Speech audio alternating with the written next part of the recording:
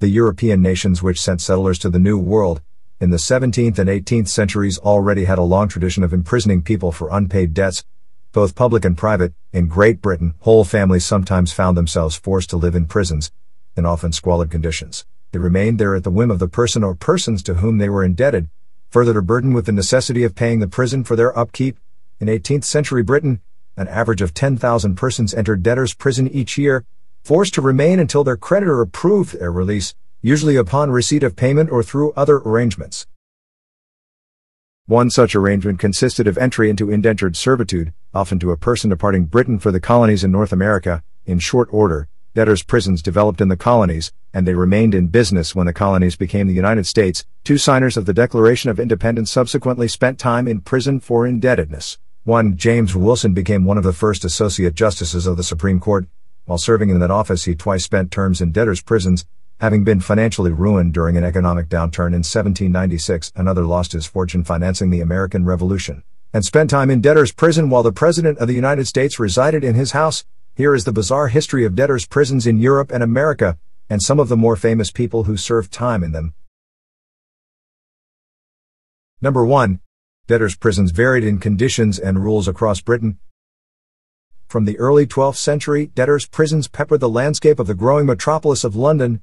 Unregulated by the government and operated for profit, each prison had its own rules and practices, established by its warden. Inmates paid for their food for their upkeep, and for services such as having their shackles removed. The inmate's ability to pay affected the conditions he suffered while in prison.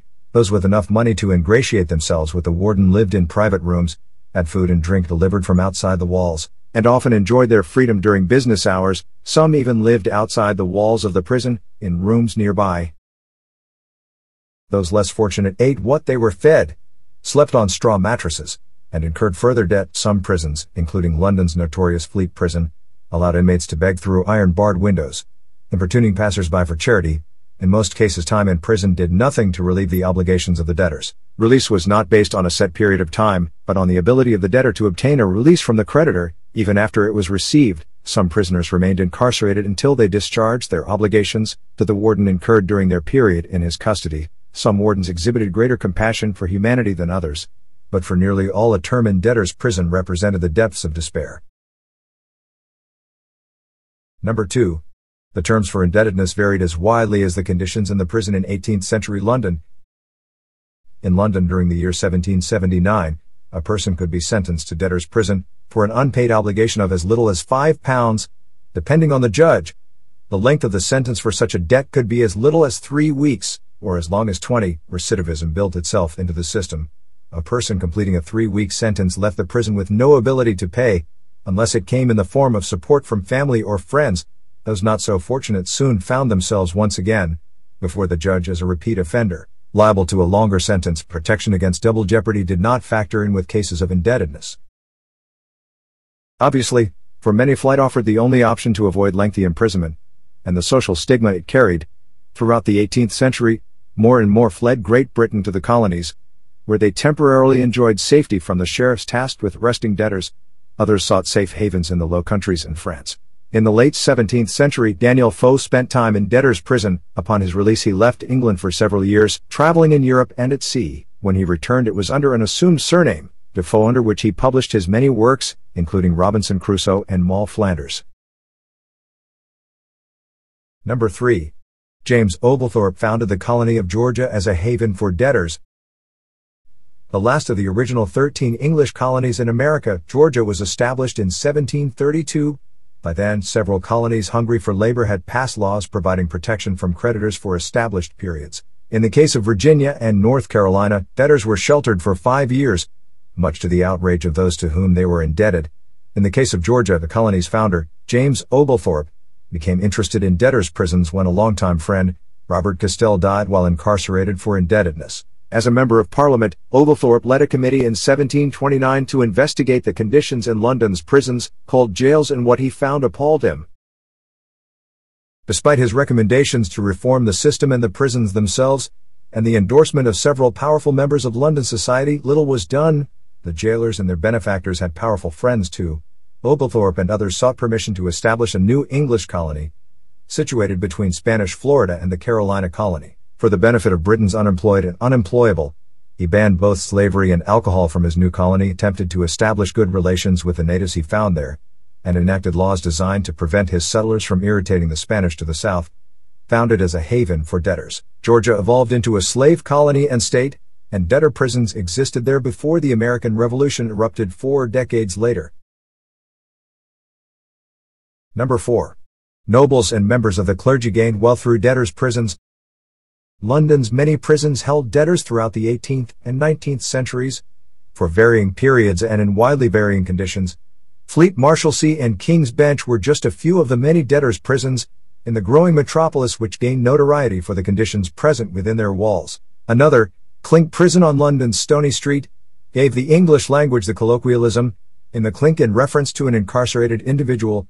The Bishop of Winchester received the income from Clink Prison, derived from debtors as well as the heretics, which he had the authority to imprison there. Winchester Palace, the bishop's residence, stood next door. In London's prisons and jails, called jails at the time, prisoners who were awaiting trial for offences against the law also had to pay for their food and any services, such as being released from their shackles. Those without the means to pay cash ran up debts for their pretrial tenure. If found not guilty for the offence with which they were charged, they still owed for their prison time, and those not able to pay could be held as debtors until the obligation was discharged. Guards and jailers also extracted funds from the prisoners in the form of bribes. They could be jailed by the bishop if their extraneous income, presumably unreported to the authorities, came to light. Number 5. Some debtors were incarcerated with criminals awaiting execution. Horsemonger Lane Jail was built at the end of the 18th century, on the grounds of another jail which preceded it to serve Surrey. As the primary prison for the area, it housed both debtors and criminals. Little distinction between the two applied to life within the prison walls. Built to house about 300 inmates, it usually exceeded its capacity, with about half of its inmates incarcerated for indebtedness. Between 1800 and 1877, the year before the prison was closed and replaced, 131 convicts sentenced to death by the courts had their executions carried out there. Most executions were by hanging, and most were open to the public. On November 13, 1849, Frederick and Maria Manning, a husband and wife convicted of murder, were executed via public hanging at the jail. Charles Dickens witnessed the hanging, and wrote angrily of the behavior of the crowd in a letter to the Times. Dickens himself was no stranger to the horrors of debtors' prisons. In his letters, some of his novels, and in speeches on both sides of the Atlantic, he decried the practice of incarcerating debtors alongside criminals throughout his life. He gained his knowledge of debtors' prisons early in his youth, in a manner which shaped many of the characters he later created in his novels and short stories. Number 6. Charles Dickens' father spent time in debtors' prisons. Charles Dickens was the second oldest child of John and Elizabeth Dickens. In 1824, John Dickens, after the sale of all of his household furnishings, failed to generate enough cash to pay a debt, entered Marshalsea Prison. Elizabeth and the 4 youngest Dickens children had little choice but to join him there. 12-year-old Charles Dickens became the de facto head of the family, and its principal breadwinner, leaving school and taking a job. Dickens earned 6 shillings per week, pasting labels on pots of boot polish. He worked 10 hours per day, 6 days per week. He lived in a run-down boarding house run by a Mrs. Roylance. Several characters and names used in later novels came from this time, including Fagin and Mrs. Roylance.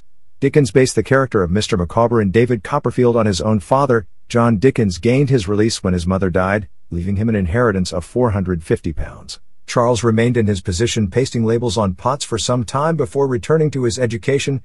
His father's first stint in debtors' prison, he returned several years later, again broke, shaped much of the future novelist's societal views and desires for reform. Dickens toiled for elimination of jailing of persons for debt in the United Kingdom for decades. Number 7.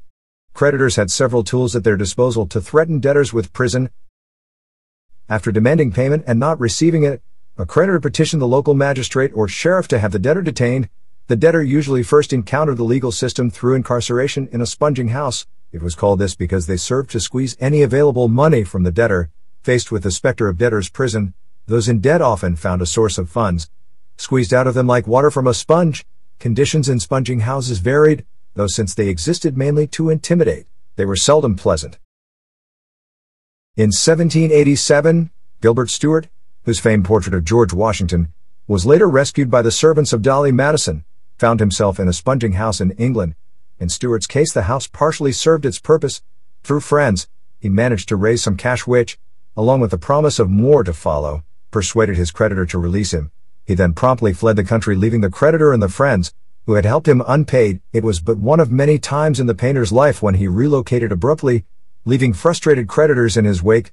Stewart is one of the more prominent painters to spend his life avoiding creditors while running up considerable debts.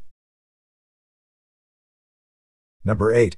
There were some methods of avoiding debtor's prison available to the insolvent in Britain. Once a debtor appeared before a judge or magistrate for debt, he or she had little chance of walking out of the door. Still, the authorities were able to offer some options, which allowed the miscreant to avoid the horrors and humiliation of prison. In the 18th century, military service, in either the Army or His Majesty's Navy, presented a sort of freedom, though service in either bore striking similarities to incarceration. Transportation to the colonies, usually as an indentured servant, presented another alternative. Military service was offered prior to appearance before the court. If accepted, the court was powerless.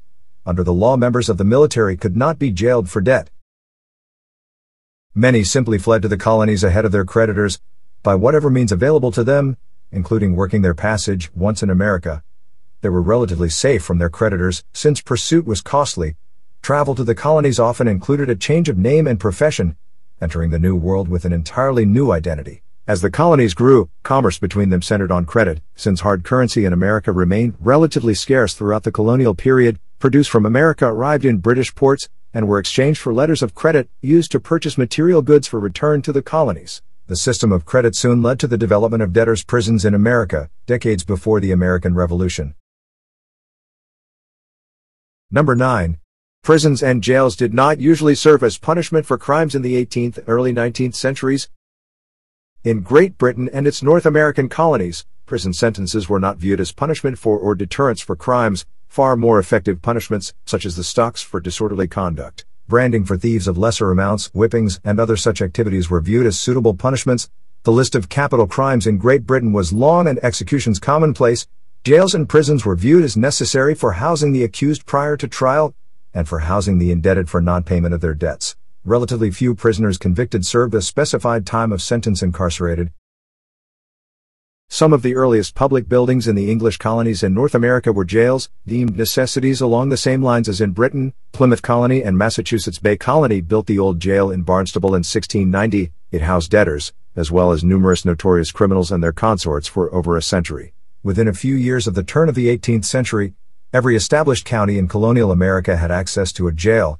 Usually the jailer or sheriff lived on the premises or next door, and the authorities held court nearby. Imprisonment for debt in America followed the British model, and the ancestors of many storied American surnames spent time in prisons for indebtedness. Number 10. Robert Edward Lee's father served time in prison for indebtedness. Henry Lee III was a member of Virginia's Lee dynasty who served in both politics and in the Continental Army. A commander of cavalry under George Washington, he earned the nickname Light Horse Harry during the Revolutionary War. Following the war, President Washington commissioned him to command the militia mobilized to quash the Whiskey Rebellion. Lee served in Congress as a representative from Virginia in 1799. It was he who eulogized the dead George Washington as first in war, first in peace, and first in the hearts of his countrymen. He temporarily retired from public service in 1801, investing large sums in land speculation and the management of his plantation at Stratford Hall. The young American economy suffered a major downturn during the Panic of 1796 to 1797. Lee's heavy debts from land speculation proved unmanageable. He struggled with his debts in vain for years, before finally being sentenced to 2 years in Virginia's debtors' prison in Montrose. His family, including 2-year-old Robert Lee, were forced to abandon their ancestral home and move to smaller quarters in Alexandria. Light Horse Harry's finances never recovered, and the specter of indebtedness haunted his son Robert for the rest of his life. When Robert inherited Arlington Plantation, its indebtedness led him to sell off many of its slaves, raising cash to pay past due bills. Number 11. The patriarch of American Ranger troops served time in debtors' prison. Robert Rogers formed his famous Rogers Rangers during the French and Indian War.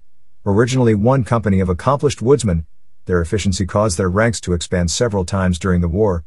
Rogers outfitted his men in green buckskins, incurring considerable expense, for which he received promise of reimbursement. Rogers paid his men out of his own pocket, At a time when many American militia units saw little money coming their way, he borrowed heavily to meet his obligations to his men, certain his invoices would be honored by the colonial government or the British Army after the war. His confidence was misplaced. After the war, Rogers did not receive compensation for his services, and he found himself imprisoned for debt in New York. He escaped, with the help of former Rangers, and after further years of service to the Crown on the frontier traveled to London, where he attempted to collect his due. In 1769 he was again sent to debtor's prison, that time at the behest of British Lieutenant Colonel Thomas Gage, a political enemy. In turn, Rogers sued Gage for false imprisonment, arguing that he was responsible for paying Rogers for his services during Pontiac's rebellion. The American Ranger finally obtained his release, and a promise of a British major's half-pay for his services, directly from Gage. Number 12. Robert Morris, the financier of the American Revolution, went to debtor's prison. One of the forgotten founding fathers, Robert Morris sacrificed his considerable fortune to the American Revolution. He served in the Continental Congress, signed the Declaration of Independence, and created the office of Superintendent of Finance. After the war he signed both the Articles of Confederation and the Constitution. When offered the role of President Washington's first Secretary of the Treasury, he turned it down and suggested Alexander Hamilton in his stead. In 1790, he offered Washington the use of his home as the presidential mansion in Philadelphia. His family moved to a smaller house nearby. Despite or maybe because of his long service to the country and its fledgling financial system, Morris found his personal finances crippled in the early 1790s. In an attempt to rebuild the fortune he had made as a merchant before the Revolution, Morris participated in land speculation, purchasing tracts in the West with borrowed money. The panic of 1795 to 1796 wiped him out. His creditors, with their own fortunes threatened by the downturn, pressured him for payment. In February 1798, while the President of the United States lived in his Philadelphia home, Morris entered debtor's prison following his arrest. He remained there for 3.5 years. After his release he lived quietly in Philadelphia until his death in 1806. Number 13. Charles Goodyear knew the inside of Philadelphia's debtors' prisons. Charles Goodyear is known as the man who discovered the process of vulcanizing rubber. This rendered it useful in a variety of applications, but many do not know he began these experiments while in debtor's prison. It was neither his first term of imprisonment for debt, nor his last. In the 1820s, rubberized garments enjoyed a brief burst of popularity, but in hot weather they melted, became unbearably smelly, and were often buried. Goodyear attempted to develop a valve for rubber life vests in the 1820s, but the manufacturers of the vests went bankrupt. He returned to his home in Philadelphia, where he was imprisoned again, over a debt to a local merchant. While in prison he acted on the advice of the life vest manufacturer and studied the means of improving latex-based rubber for year-round use. Goodyear had no training in chemistry and little in mechanics, but he had plenty of time while in prison. It took him 5 years of hit-and-miss research to discover the secret of vulcanization, which caused rubber to retain its properties in cold and hot weather. But he never discovered the secret of financial stability. In 1855, Emperor Napoleon III of France awarded Goodyear the Legion of Honor for his contributions to science and industry. The emperor learned to his chagrin that Goodyear was at that time in a French debtor's prison near Paris. Throughout his life Goodyear found himself at the mercy of his creditors, and several terms in prison for debt marked his career. At his death in 1860 he owed creditors more than $200,000. The company which bears his name was founded almost 40 years later by Frank Seiberling in Akron, Ohio. Number 14. Both Daniel Boone and his brother Squire Boone faced debtor's prison in Kentucky. One of the prevailing myths about American frontiersman Daniel Boone is that he constantly moved about because the areas he settled became too crowded for his taste. Daniel settled in developed towns on more than one occasion, including a stint as a tavern keeper and merchant in what is now Maysville, Kentucky. Following the American Revolution, both Daniel and his brother Squire engaged in extensive land speculation in Kentucky. Disputes over land titles and inaccurate surveys led to both falling deeply into debt. Daniel eventually moved to Missouri, then Spanish territory, in order to avoid debtor's prison. From there he worked for the rest of his life to pay off his debts. His brother Squire was not so lucky. Squire also left Kentucky for Missouri, though his family remained behind, fed up with his many relocations. In 1804 Squire returned to Louisville, where his debtors imprisoned him. Like Daniel, Squire held many political connections in Kentucky, and his friends used their influence to obtain his release, after which he fled his debtors and moved to the Indiana Territory, establishing a settlement in today's Harrison County in 1806. 15 years later, Kentucky became the first American state to abolish imprisonment for indebtedness. other than for those miscreants who failed to pay their taxes. Number 15. A man imprisoned for debt helped inspire the construction of the Erie Canal. A flour merchant in Geneva, New York by the name of Jesse Hawley first envisioned what became the Erie Canal in 1805. Hawley encountered high costs and slow delivery times shipping his flour to markets. He invested heavily in a company created to improve river traffic via a system of locks to Seneca Falls, where he milled his flour. The company went bankrupt, his investments were lost, and Hawley found himself in debtor's prison in 1806. There he began a series of articles and essays, publishing them in the Genesee Messenger, proposing the construction of a canal across upstate New York, connecting Albany to Lake Erie by water. Hawley had no training as an engineer, but his analyses of the difficulties encountered during construction proved remarkably accurate. So did his assessments of the economic value of the project to New York and the nation. During his 20 months in debtor's prison, Hawley wrote 14 essays extolling the value of a canal. Among the luminaries he inspired were DeWitt Clinton and Joseph Endicott, political supporters of such a project. Hawley failed as a merchant, though he became a revenue collector for the port of Genesee in 1817.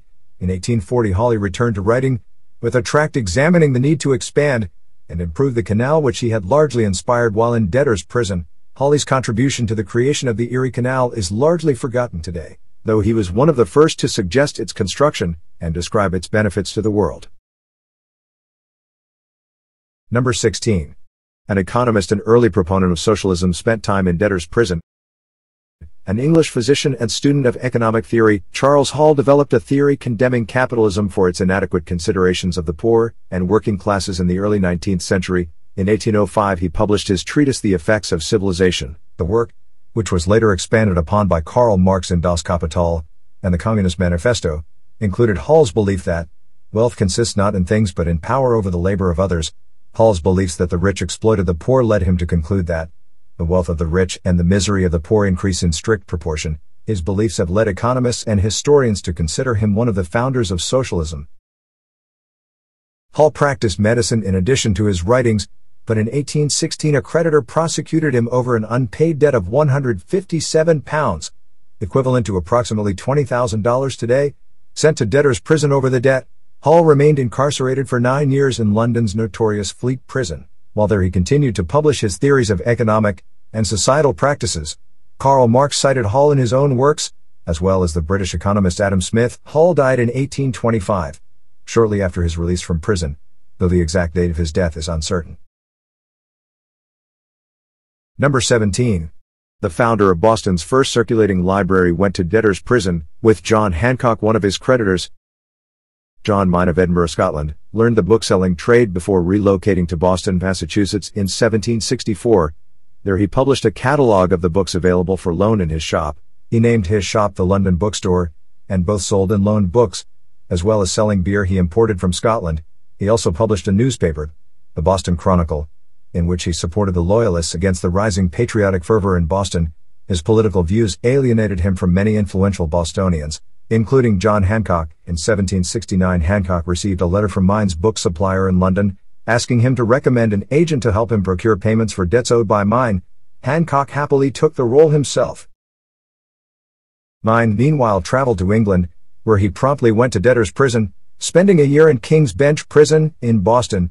Hancock hired John Adams as his attorney, and obtained an attachment on Mine's property, including the newspaper he found so annoying. Hancock sold the properties for about half of the total debt owed by Mine. The latter returned to Boston upon release from prison, only to find his properties disposed of, and was imprisoned again for the remainder of the debt. Mine eventually returned to London, where he died penniless. Adams and Hancock, two major proponents of American liberty, thus used the courts to dispose of a perceived enemy for exercising his right of freedom of the press. Number 18. Lord Nelson's mistress went to debtor's prison less than a decade following his death. Emma Hamilton and Horatio. Lord Nelson maintained a less than discreet affair during the last few years of his life. Hamilton's husband, Sir William, knew of the affair, as did most of Neapolitan and later London society, though neither party acknowledged it publicly. Not even the birth of Nelson's daughter, Horatia, in 1801, led him to publicly admit to the affair, though newspapers openly discussed it, and Nelson's wife confronted him over it. After Nelson's death during the Battle of Trafalgar, his will bequeathed most of his estate to family. He included an admonition to the British government to care for Emma and Horatia, as the daughter of a British hero. The government ignored the request. By 1810, Emma was destitute most of the following year, and the next she resided under sentence to King's Bench Prison in London. She received the freedom to reside outside the prison walls, a sentence known as living within the rules referring to the area immediately outside of the prison. She had incurred debts of more than £15,000. Rather than spend the rest of her life in debtor's prison, Emma escaped to France in 1814. There she threw herself on the charity of the Catholic Church. She died in France in January 1815, having gone from being the de facto Queen of Naples to charity case in just 15 years. Number 19. Incarceration for unpaid debts began to wane in the United States in the early 19th century. In 1821, Kentucky became the first state to outlaw the use of incarceration as a means of punishing debtors, or forcing them to honor their debts. The state allowed the incarceration of those using fraud to avoid payments. Ohio followed suit in 1828. In 1831, Massachusetts ended the practice of locking up women for indebtedness, as well as for men with smaller debts. Earlier laws in the United States placed the burden for the costs of caring for a prisoner on the creditor who sued for incarceration. If the debtor swore under oath they were indigent, if the creditor failed to pay the support, the debtor was freed, though the debt was not discharged. In 1833, changes to federal law made debtors' prisons entirely under the control of the states. Sheriffs pursuing a debtor across state lines had no jurisdiction in another state, and reciprocal arrangements varied in the states, and the federal government created numerous bankruptcy laws during the 19th century. Though most at the federal level were short-lived, nonetheless, societal changes to the debtor-creditor relationship evolved to the point that by the decade before the Civil War, imprisonment for unpaid debts became rare in the United States and its territories. It remained common in Great Britain and across the British Empire. Number 20. Great Britain continued to imprison for debt into the 20th century. Despite steady pressure from reformers to end the practice entirely, British judges continued to send debtors to prison throughout the 19th century and into the 20th. The number of prisoners dropped for a time, then increased again, so that it is possible to obtain a glimpse of Britain's economic cycles. Through its incarceration rates for debt, in 1869, Parliament passed the Debtors Act of 1869, limiting the abilities of judges to incarcerate debtors, but not eliminating them. Bankruptcy through the courts allowed a debtor to avoid prison, but not all debtors could be found bankrupt, and the option did not present itself to all debtors. The cost of pursuing bankruptcy in British courts approached 20% of the annual working man's yearly income. Despite the provisions of the Act of 1869, populations in debtors' prisons remained high.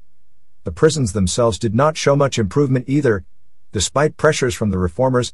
At the turn of the 20th century, over 11,000 inmates resided in British prisons solely for the crime of indebtedness. More than 2,000 more than had been imprisoned in 1869. In Victorian and Edwardian Britain, indebtedness beyond the means to repay appeared as a lack of morality on the part of the debtor. As such, it required correction via punishment. Far from abolishing debtors' prisons, the Act of 1869 merely refocused who could or could not use the law to their benefit by staying out of prison for debt.